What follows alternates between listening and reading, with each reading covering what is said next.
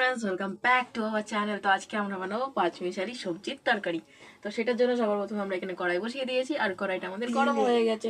এখন এখানে দিয়ে দেবো আমরা তেল। তেল দেওয়া কমপ্লিট।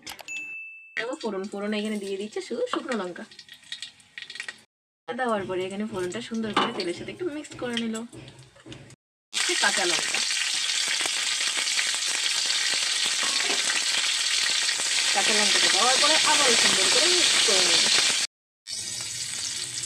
আর এখানে দিয়ে দিচ্ছি অল্প পরিমাণে পাঁচফোড়ন। ফোড়নটা প্রায় ভাজা কমপ্লিট। এখন এখানে যে সবজিগুলো কেটে রাখা হয়েছিল সেই সবজিগুলো এখন দিয়ে এটাতে এক এক করে দিয়ে দিচ্ছে। এখানে আমাদের সব সবজি দেওয়া কমপ্লিট। এখন সুন্দর করে মিক্স করে নেবে।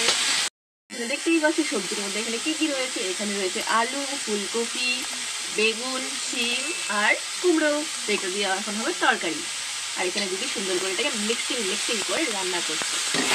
অল্প নাড়িয়ে চাড়িয়ে নুন দিয়ে দিয়েছি। এখন নুনটাকে আমরা সুন্দর করে সবজিগুলোর সাথে মিক্স করে নেবো। নুন দিয়ে মিক্স করা কমপ্লিট। তারপরে এখানে আমরা দিয়ে দেবো হলুদ।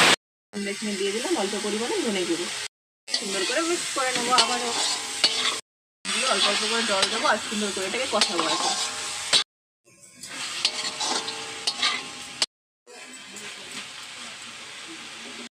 এখানে আমরা দিয়ে দেবো জল দিয়ে এখন এটাকে সুন্দর করে ঢেকে রেখে দেবো সেদ্ধ হওয়ার জন্য। ভালোই হয়েছে। এখন এটাকে সেদ্ধ হতে দেওয়া যাক। এখানে আমাদের ঢেকে রাখা কমপ্লিট। এখন ঢাকা থেকে আমরা সরিয়ে দেখবো যে এটা সেদ্ধ হয়েছে কি হয়নি।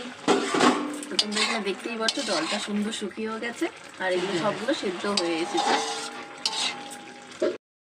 এখানে আমরা ঢাকনা থেকে সরিয়ে দিলাম আর সুন্দর করে দেখতেই পাচ্ছ সুন্দর সেদ্ধ হয়ে গেছে, জলটাও শুকিয়ে এসেছে। আর লাস্ট ফিনিশিং এ আমরা দিয়ে দেবো অল্প পরিমাণে চিনি। আর এখানে আমরা দেবো অল্প পরিমাণে ধনিয়া পাতাটা দিলে একটু সেন্টটা সুন্দর আসে। অবশ্যই সুন্দর করে মিক্স করে নেবে।